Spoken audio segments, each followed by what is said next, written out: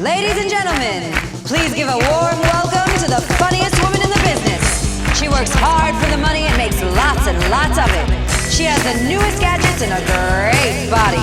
Here she is, the lady who put the really and really hilarious Rosie Rosen.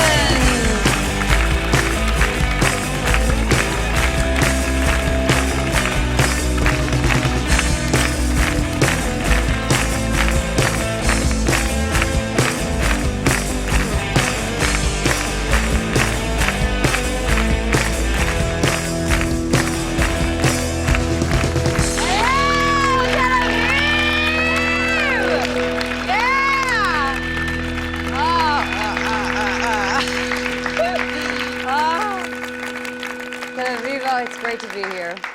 Although I did have to see my doctor today. Again. The doctor. Oh, the doctor!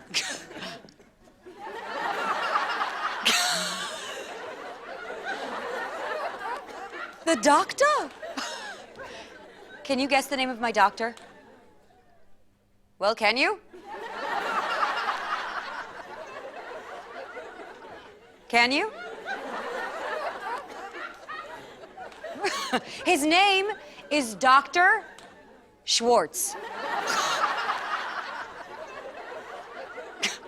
How about that, huh? Schwartz! I would say chances are he's Jewish, don't you think? A Jewish doctor? How about that? Jewish doctor? A Jewish doctor! I'm not saying that all doctors are Jewish. I'm not racist, God forbid. God forbid. Oi! There are also Italian doctors. German doctors. Swedish doctors. Swedish. Women doctors. Ah! Arab doctors. What'd I say? There are Arab doctors. What's wrong with you? You don't read the news? You don't like sex? Arab doctors. Talking about doctors and sex, did you hear the one about the guy who goes to the doctor to get his CRI results, and the doctor tells him, I have good news and I have bad news. Which would you like to hear first? So the guy says, the bad news. So the doctor tells him, you only have 3 months to live.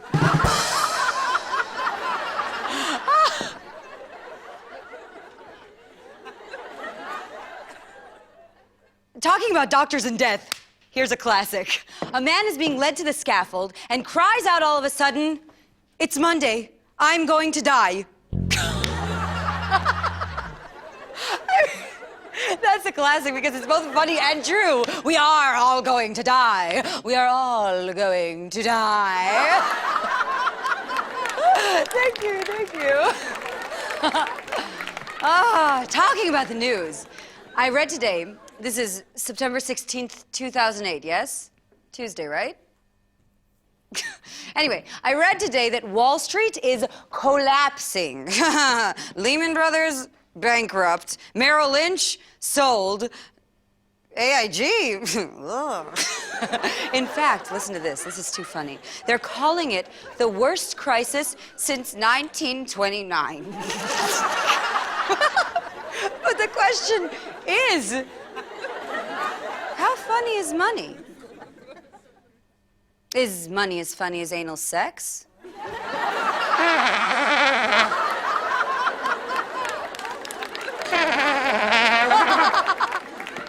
Like that joke about the Belgian bartender who had this voluptuous underage daughter. And one day, this rich arms dealer walks into the bar and says,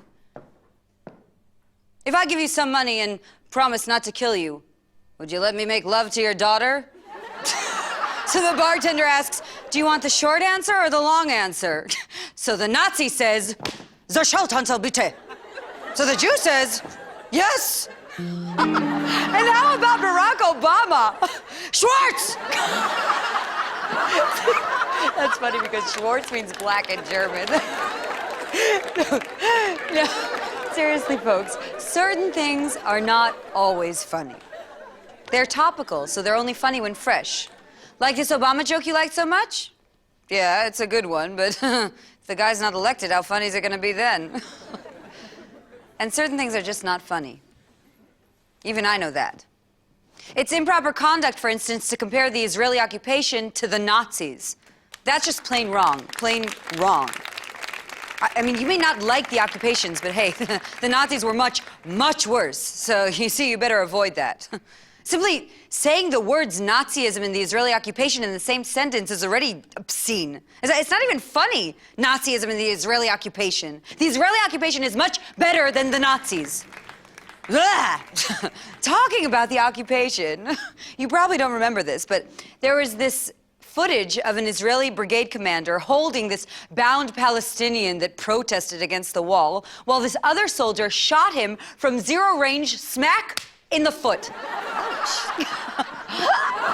I mean, I could go on all night talking about Viagra. And now, can you guess what the name of this Israeli officer was? Schwartz!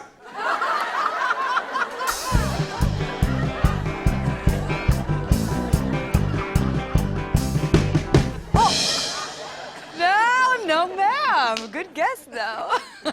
His name was Burberg.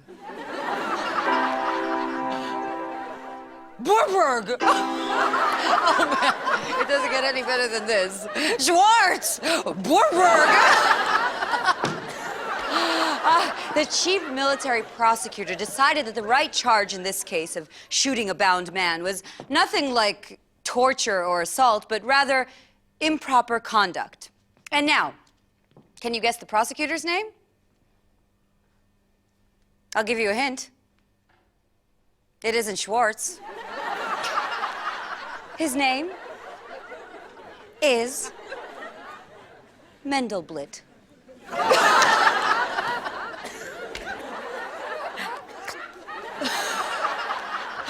Arab doctors! Mendelblit! Burberg! Schwartz! Polanski!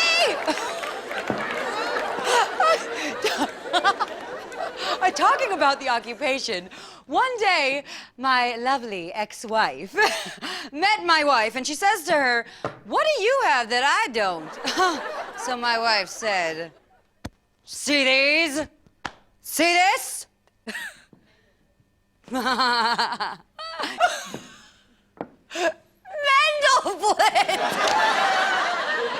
Polanski! Polanski! Polanski! And how about that Bill Gates? I mean, what's the deal? Is he gay or what? I read this rumor today that Bill Gates is related to Stephen Hawking. Have you ever noticed the way anchor women, when the news is sad and the weather report...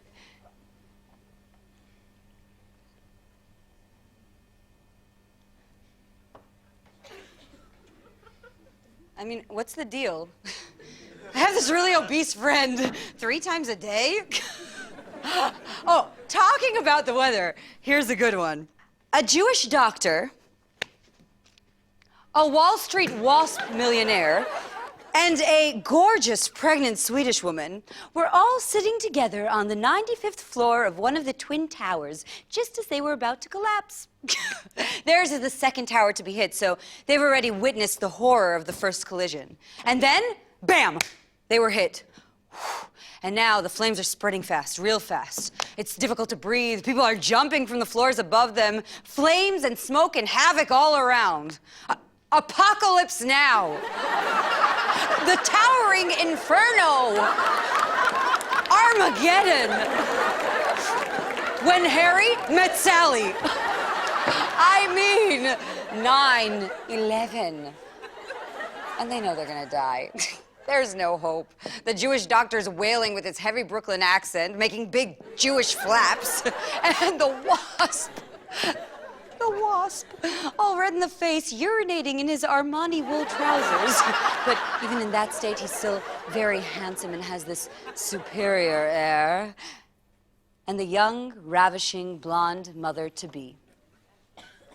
I mean, it is heartbreaking. It's heartbreaking because Swedes are practically superhuman. And this particular Swede is outstanding even by Swedish standards. She's like a super Swede. So it makes the tragedy even more moving. And she's going to die a terrible, futile death. And she will not be a mother after all.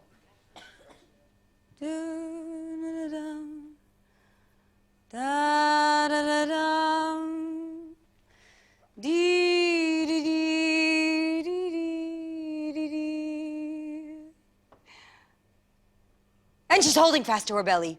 8 months pregnant. She's grasping her belly for dear life. She's clinging to her belly as if it's gonna fall. And then, all of a sudden, the smoke lifts in front of their shattered window, and out of the blue appears, in midair, a magic goldfish. Unbelievable! A magic goldfish! What, it leap up all the way from the Hudson? The East River, perhaps? Or maybe it came from one of those spectacular aquariums investment bankers stare at as they eat raw fish. Those aquariums that are now falling from way up above at sickening speed, along with office equipment and burning debris. At any rate, it is a miraculous thing, that magic goldfish. Fins quivering like dragonfly wings. And then the fish opens his mouth and speaks to them in perfect English, with only the slightest foreign accent. Hello, good people, the fish says. We haven't much time. I'm afraid I cannot save your lives. That's the bad news. The good news is I can grant each of you one last wish. The stunned threesome stare at the fish, and when the Jewish doctor realizes that the fish eyes him with expectation, he says, "My last wish is this. I would like one last delicious gefilte fish meal, just like my mother used to make me." And lo and behold, out of thin air pops a huge dish with a dozen or so gigantic gefilte fish, all drenched in that tasteless, quivering, fatty jelly, old-school East European Jews relish. And there's also a colossal slab of horseradish and 5 soft slices of sweet challah bread, glazed with yolk, sugar, and sesame, for that's how the Ostjuden likes his gefilte.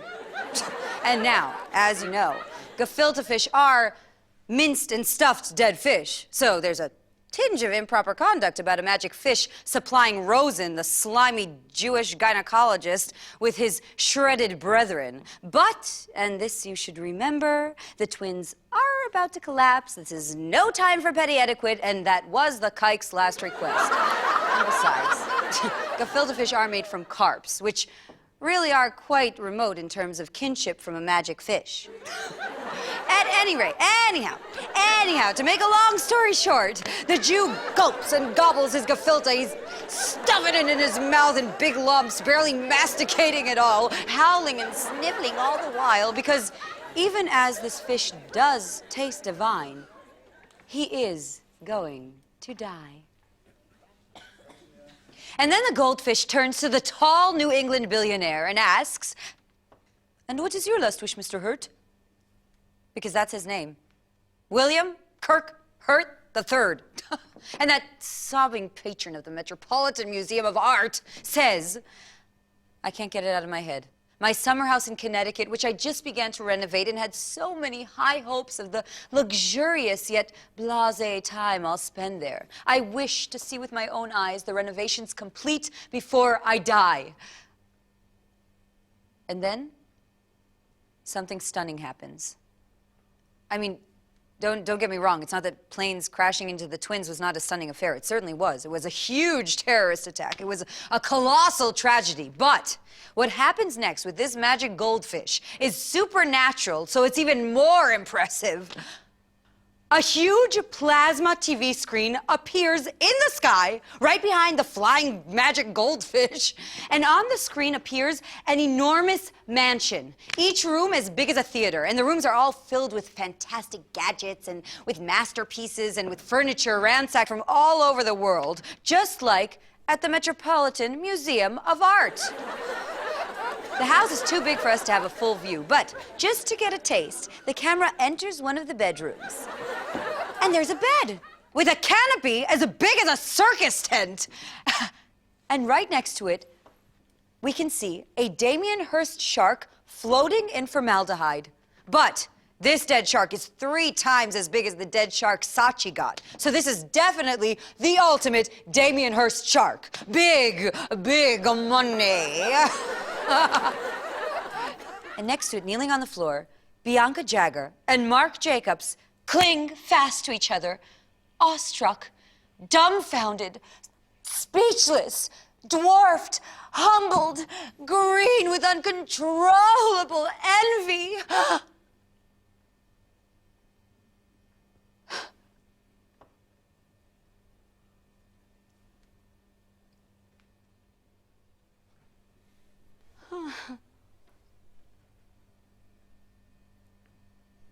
Finally, the camera roams to the window as if to assure us that every room is a room with a view. And then we observe the mandatory artificial lake. But this lake is 6, 7 times bigger than the neighbor's lake. And in it calmly swim lots and lots of goldfish. And that sight of that consummate piece of real estate, fine living and refined taste, is so glorious that even Rosen quits stuffing his gorge for a moment. The Jew's jaw drops, and down his shirt cascade chunks of rather off-putting grayish gefilte mush.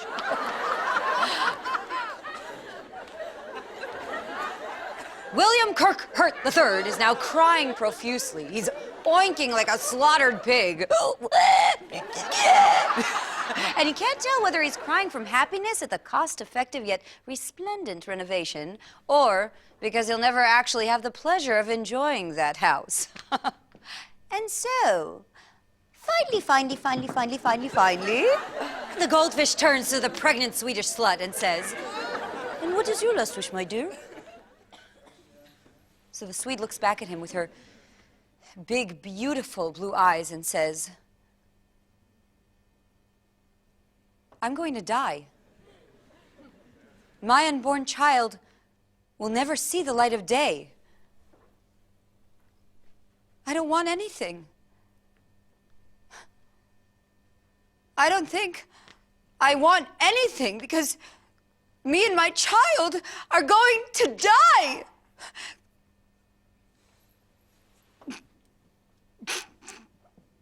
We're all going to die." Sorry.